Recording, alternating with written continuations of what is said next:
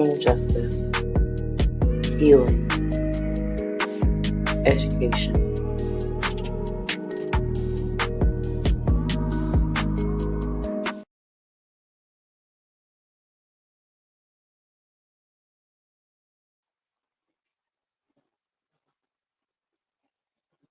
Good morning, afternoon, evening, however, or whenever you are listening and or watching.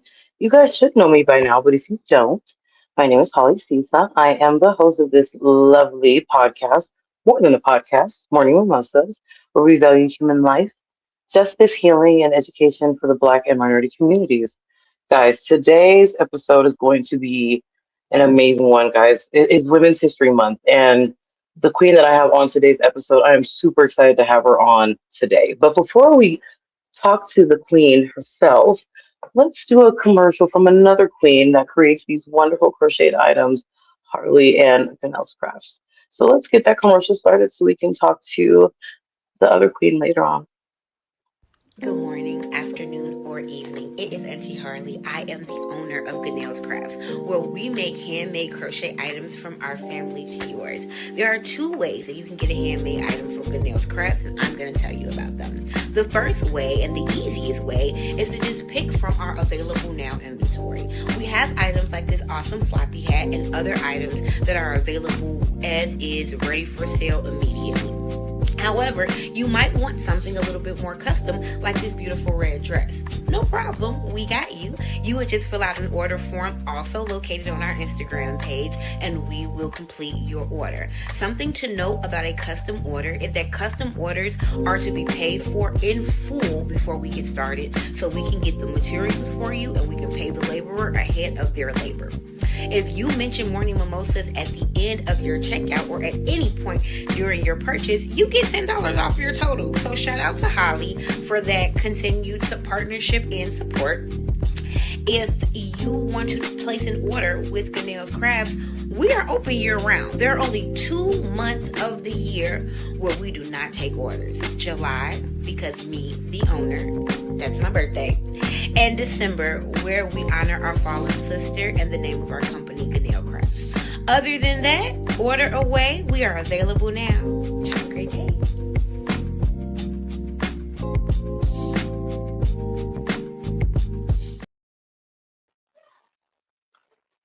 Guys, that is Harley and Ganelle's Crafts. Please, please, please follow her on Instagram and get you guys something made with love.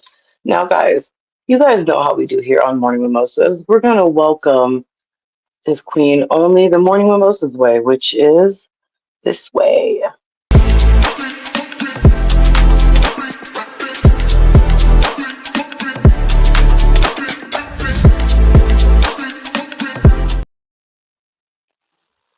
Oh my goodness. Welcome, welcome, welcome to Morning Mimosas this morning. So glad to have you on the show, MiDian. Oh my God, guys. Women's History Month. And what a way to start Women's History Month other than with someone who knows the epitome of Black excellence, right? Absolutely love it. MiDian, please go ahead and tell the people about yourself. Well, what's up, Holly? First and most importantly, I just want to affirm you. I want to affirm your energy, your spirit, your discernment, and your just willingness to connect the community. So thank you for who you are, and happy Women's History Month to you as well, Black Queen. Um, and also shout out to Janelle and what she does in her product. It looks absolutely dope. So I'm definitely gonna have to check that out. That product looks like incredible. So Janelle's, and I know that it's paying homage to someone that may be an ancestor now, but by all means, I appreciate the artistry. So but yes, so I get to serve as excuse me, I get to serve as the CEO of the Epitome of Black Excellence and Partnership. We are a nonprofit organization that sits in the heart of Denver, Colorado. And the work that we do is really framed and grounded on a specific principle. So many people have come before us, have fought, have bled, have died, and have lived into eldership and ancestry for the sake of us being able to hold space in this particular society. That fight is something that we always want to make sure that we hold space for. And we also understand that it's time to reap what they sowed. We don't have to continue to live under the conditions that they fought against.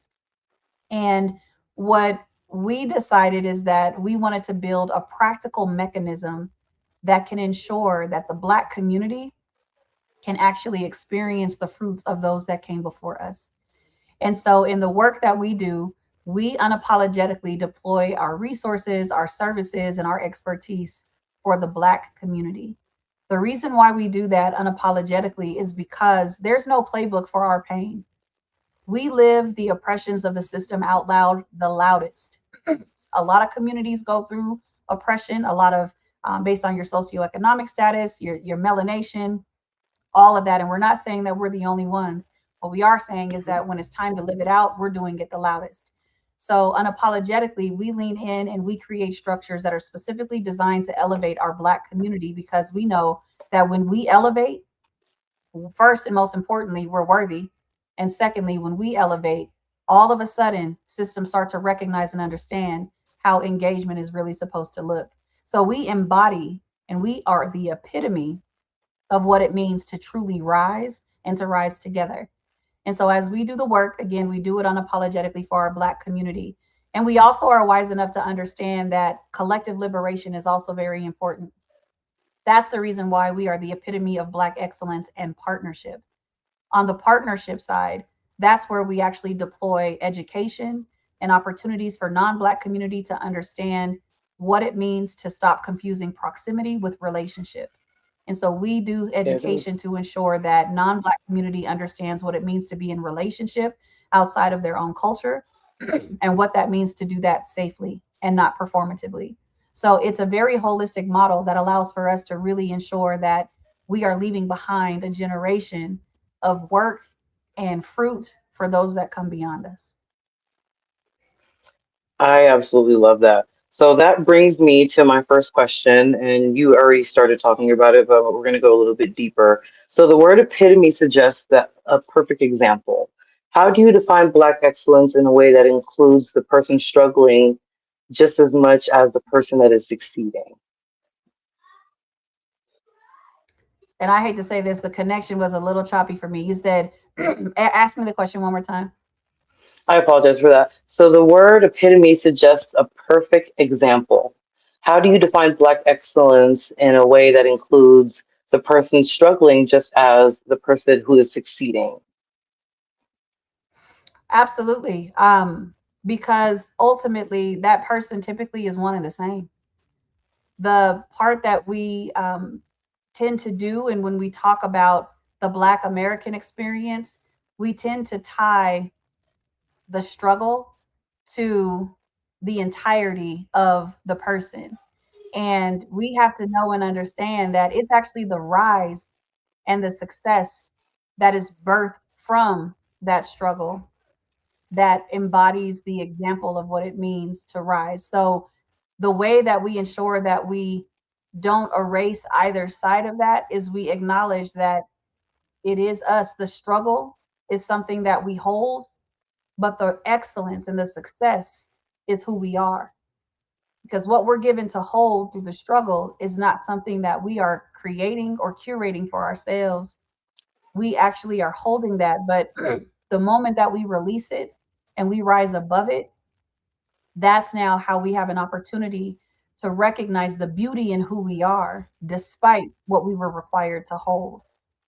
So, paying homage to the struggle itself is important because we understand that that required resilience, but paying homage to the person that rises from it allows us to admit that that resilience was unjustified.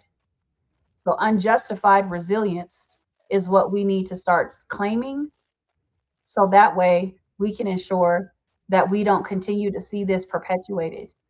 We have to be ready to have both conversations and we have to be ready to ensure that we recognize the strength in who we are and we recognize the worth in who we are because we should have never had that type of requirement of resilience. Thank you for that, and I completely agree with you. So my next question for you is in your work, What is the difference between legal justice and community restoration? Yes, that's a good question, Holly. So when we talk about legal justice, right, we are layering over the complexity of a legal system. The legal system in this country was never designed with us in mind. It was never designed with everyone in mind, right? It was very specific and very exclusive to those who attempted to structure a system that was supposed to live out this exceptionalism or this freedom, if you will, right? So, banking on the legal system to restore or to heal or to create spaces for atonement, not only is it foolish, it's impossible because that system was not ever designed and crafted to ensure that it was collective and that it was community driven. So, legal justice on paper is essentially a platform of rationalization of how we engage with each other in this country. And oftentimes, that legal system is leveraged when there's harm that is done. So, if we're just going to rationalize the harm, we're never going to get to true restoration.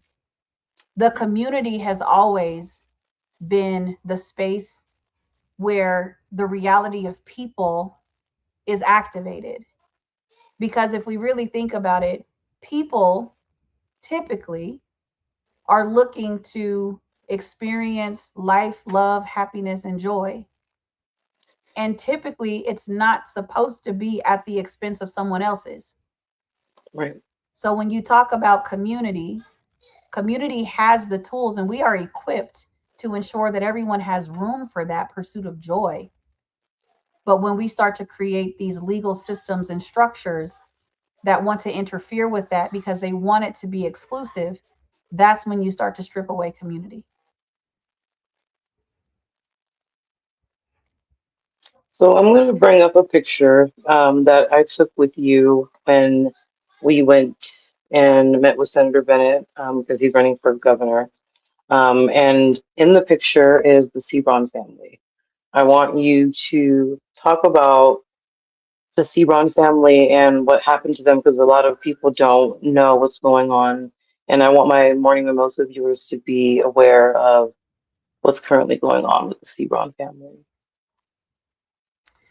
Holly, thank you so much for holding space for their story.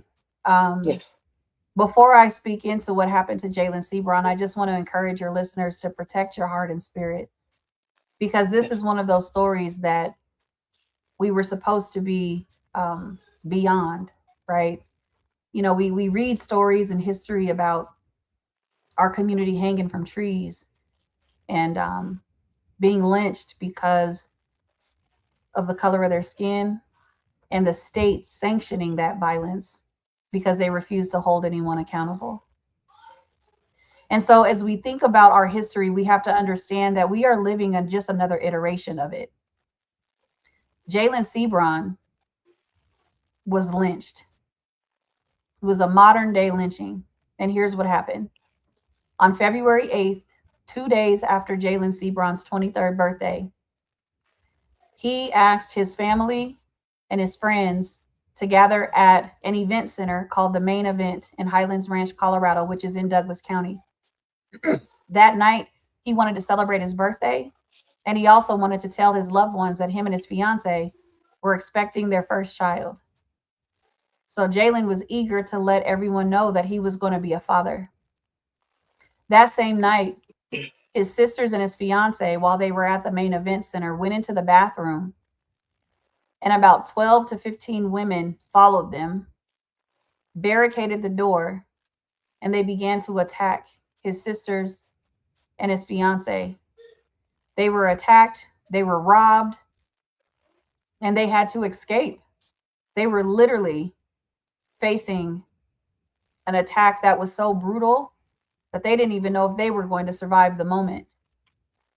So, as they were able to escape the bathroom, Jalen realized that his family had been attacked and he understood that he needed to get them to safety. So, he became a protector, knowing that it wasn't just the family that he could see, but it was also the child that he couldn't. So he got his sisters and his fiance out to the car, got him in the car safely, and he went back into the main event to get their personal property and to leave the area. During that attack that his sisters endured in the bathroom, there were shots that were fired. The police were called. Jalen had no idea that even shots were fired inside of the main event center. He just wanted to get his family to safety.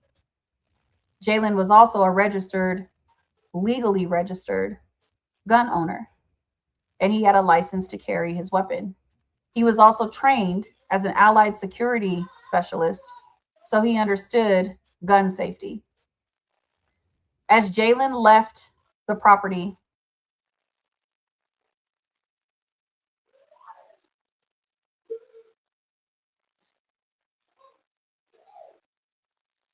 Guys, I apologize for that. We had lost her temporarily.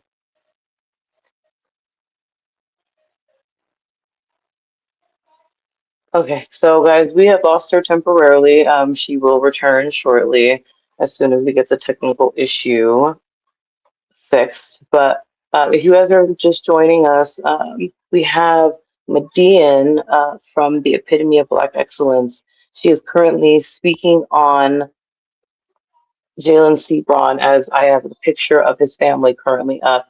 Guys, she has returned and she will continue with the story now. I apologize for that. Please continue. no, that's okay. The last part that you heard was, were we at the part where he was a registered gun owner and all of Correct. that? Was that the last thing you heard? Okay. So as I mentioned, he had went back into the main event center to get their personal property, and he was leaving so that he could get in the car and they could leave the premise. As he was exiting the building, the same individuals that had attacked his family followed him out, and they were brandishing a weapon, menacing the weapon and making threats.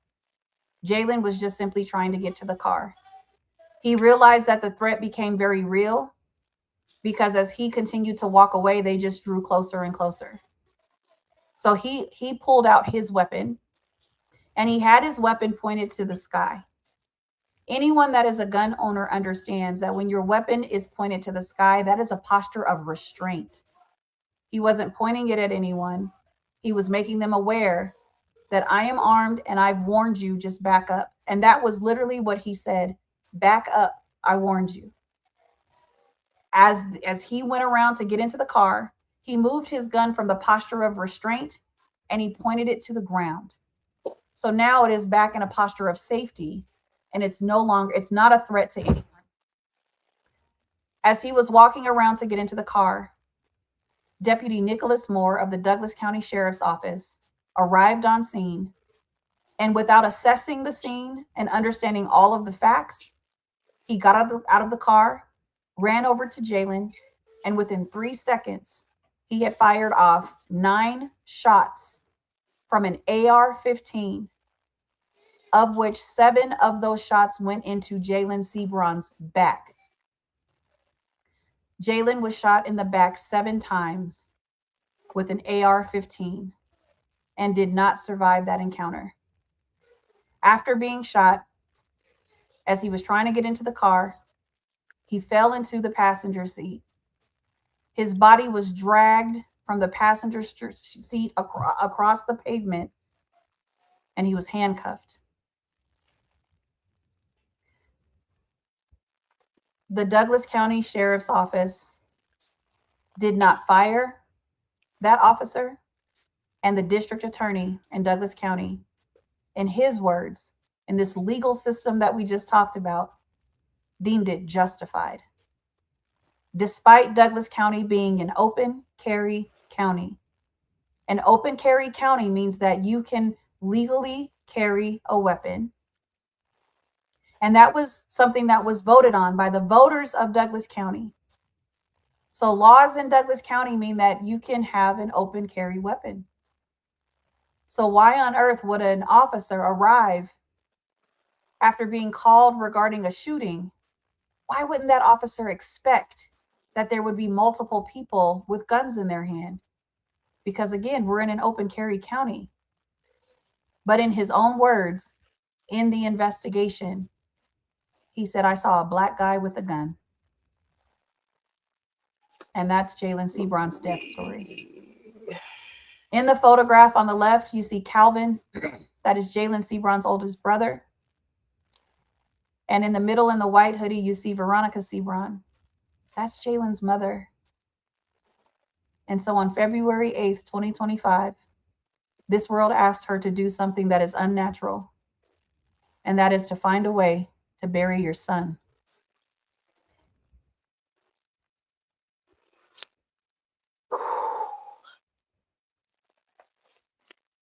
I thank you for telling Jalen's story.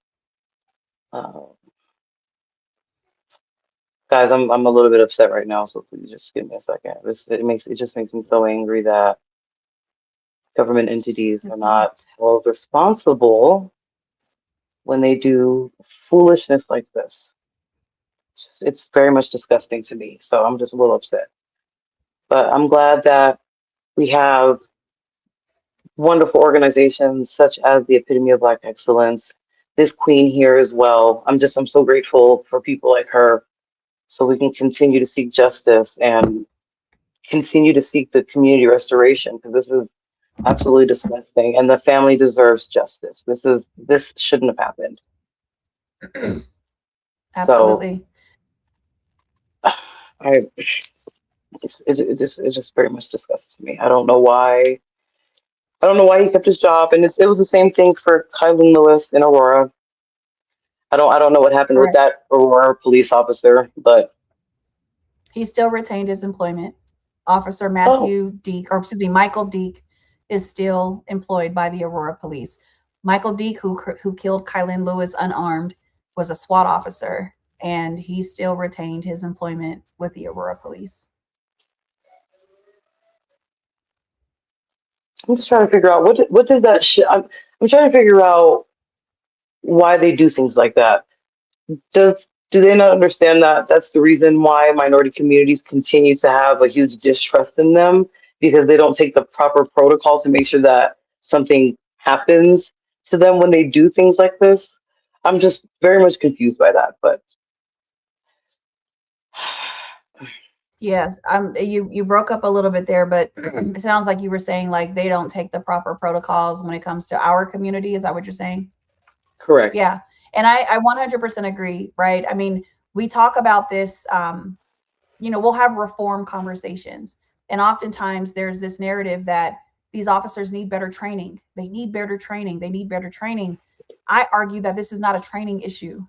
We watch them treat our white neighbors much differently than they do us. True. Because we will see them offer restraint to our white counterparts, but when it comes to us, we don't get that same restraint. And we're not asking, when we're fighting for justice, we're not asking them to start killing our white neighbors. We're asking them to stop killing us.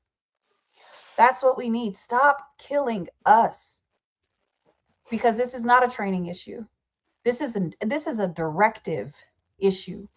That's the problem. There needs to be a formal directive that you stop showing up to kill us. And that's the reason why we use the language modern day lynching, because this is just a different iteration of what was happening when we were swinging from the trees. Ooh. Goodness. So I wanna go back to you, because I know that was a lot. So I know doing justice work can be exhausting. What do you do for your mental health? Yes. First and most importantly, if you're going to do any of the work that requires that emotional exhaustion, be it justice work or whatever work it is, it's in your best interest to find your village. You have to have people that will hold you accountable. Because if you don't, you can find yourself slipping into a space that you don't even know how to climb out of. So I have to definitely pay homage to my village and the ones that love me. I'm going to start off by saying thank you to my husband, Mr. Shofner. also known in the community as Mr. Wonderful. Um, he actually can see a fatigue in me that I can't feel. And I trust him when he tells me that that fatigue is upon me. I have to trust him and I have to adapt accordingly. Same thing applies to the peer to peer group that I have. We're able to have real conversations about the realities of what we're experiencing and keep ourselves grounded on what we believe in. And then, of course, in my village, there are elders. And I'm not talking about old people, I'm talking about elders because there's a difference. The elders are the ones who understand that their assignment is the wisdom because they are living in hindsight of some of the things that we are experiencing today. So it is in our best interest to make sure that we are pulling on that wisdom. I am a woman of faith, and so I also stay very grounded and convicted in my faith. But I think the biggest piece of it all, when you tie it all together, is that I make sure that I continue to dream about the joy that comes beyond us. That's the way that I keep myself fueled and activated. And in understanding that, I also have to be an example of what does it mean to do this work and to find the equilibrium. Don't just find the balance, find the equilibrium, because that means that there's room for all of the work that is for the good of our people. You just have to place it where it needs to be so that you have an equilibrium and clarity on how you move forward. And I thank you for sharing that. And once again, I thank you for everything that you do for the community. And I just want to say thank you to your husband for being that balance for you. That's always so beautiful to hear. I do have one more question for you. And this question is, how can people who aren't from these communities be genuine allies without being saviors? Yes. So, I think it's best told in a story that I love to share. So, and it's going to challenge and push back a little bit on the term ally. So, Holly, let me ask you this. Have you ever heard the names James Tyson and Bree Newsom? No. Great. So, and if you haven't heard this story, I'm happy to be the one that reveals it to you and just know that they tell their story the best. So, back when Dylan Roof killed those people in South Carolina in that church where he went in and murdered those 9 people, that community had to grapple with that pain differently than any other community because it happened in their community. So the community came together and they said, what are we going to do? We have to start creating different outcomes. And typically when communities are coming together and they're starting to create movement, it becomes a movement. So there were 2 people in those spaces that said, we want different outcomes, that didn't know each other. The first person's name was Bree Newsom. And then the second person's name is James Tyson. So the community came together and they said, you know what? The first thing that we're going to do, or one of the things that we're going to do in this movement, is we are going to take the Confederate flag that is hanging at our city building. We're going to take that down. And a Black woman is going to be the one that takes it down. That was Bree Newsom. So they taught Bree Newsom how to climb. Everybody chipped in to make sure she had the equipment. And then they planned the day and the time that they were going to do it. Bree showed up where she needed to be. And there was a guy named James Tyson who was also a part of the conversations. And again, these 2 never knew each other. They never met each other. But when it was time to go climb and take that flag down, they went together. So Bree and James go to the city building to take the flag down. They get there and Bree starts climbing. Now, if you imagine a flagpole at the city buildings, it typically has like kind of a gate around it, or like kind of a structure that protects that area around it. So Bree climbs over the structure and James climbs over the structure with her. And then Bree heads up that flag. The police inevitably were called because somebody saw someone climbing the pole looking like they were going to get the flag. The police show up and they start commanding Bree to come down. And they're giving her commands, and she stays adamant. She continues to climb, immovable, because she knows that she's going to get this flag. As the police are giving her commands and she's not complying, they turn to each other and they say, you know what? I know how we can get her down. Let's tase the pole. So they're essentially planning to kill this woman because this is a metal pole, and they want to take their taser and tase it so she can come on down. Now, James Tyson, because he climbed over that structure with Bree, he was able to hear the officers say what they said. So James Tyson decided, I'm going to put my hand on the pole. And he put his hand on the pole. What that meant was that if you tase this pole, not only are you going to have to explain to our community why you killed this Black woman, but you're also going to have to explain to the community why a young white man is laying next to her, dead. Bree got the flag and she came down. There's a difference between being an ally, being an accomplice, and being a co-conspirator. An ally, they're the ones that will read the books. They'll make you feel bad because you didn't read the book. They'll have the language. They know all the words to say because they're in study. An accomplice is going to say, you know what? I'm not going to go with you, but I'm going to encourage you. I believe in you. And maybe I'll even put some money behind it. But a co-conspirator is going to say, if you go, I go. If you die, I die. So to everyone out there that wants to be a part of the movement, you've got to find your entry point. And I'm not telling you to become a co-conspirator if that's not your entry point. What I am saying is find your entry point, understand what it means, and live that purposefully. Because if you find peace with being an ally, sit in that peace, but don't tell us you're a co-conspirator if your peace is at the ally level. And if you're a co-conspirator, be fearless, be ready, and just know that we are here to embrace you. And we always want you to be there. And we just ask that you continue to work on coming to speak up, but please don't speak over.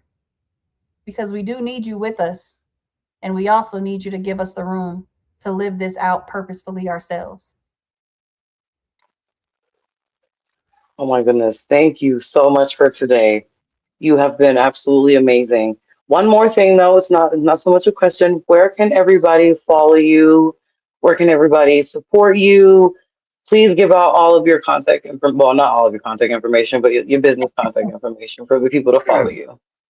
Absolutely. Yes. Well, I mean, community, I always say, let's get after it. The Epitome of Black Excellence and Partnership was designed with everyone in mind. This movement goes beyond one person. I really am one in a number. We are always building. We are always looking for people to find this space as a space that you can learn, you can grow, you can move, you can help, and you can just be. So the website is probably one of the best places to start. It's going to give you a lot of information about how we ground the work that we're doing, and the events that we're hosting. So the website is betheepitome.org, just how it sounds. So betheepitome.org. So betheepitome.org. You can also sign up on that website. You can sign up for our newsletter. You can sign up to get more information about the movements that we're pushing. And you can also stay in tune to the stories that we are following. You can also reach our team at info@betheepitome.org. Anything that comes into that space will be delegated to whomever it needs to be delegated to. And if you want to reach out to me directly, you can email me at MiDian@betheepitome.org. And you can also follow me on Facebook. MiDian Z Shofner is my handle. And then Be the Epitome is the handle on Facebook and also on Instagram. So definitely reach out. Like I said, we love to always bring folks in. This is a movement that is casted, and it's a vision for everyone. So thank you for that opportunity to let people know how to plug in. let's get after it, community. Absolutely. Guys, I will put all of that information in the comment details so you guys are able to follow her. Once again, MiDian, thank you so much for being the epitome of Black excellence. And once again, thank you for bringing in Women's History Month with Morning Mimosas. Guys, as you guys know, this is Morning Mimosas, where we value human life, justice, healing, and education for the Black and minority communities. We'll see you guys next time. Peace.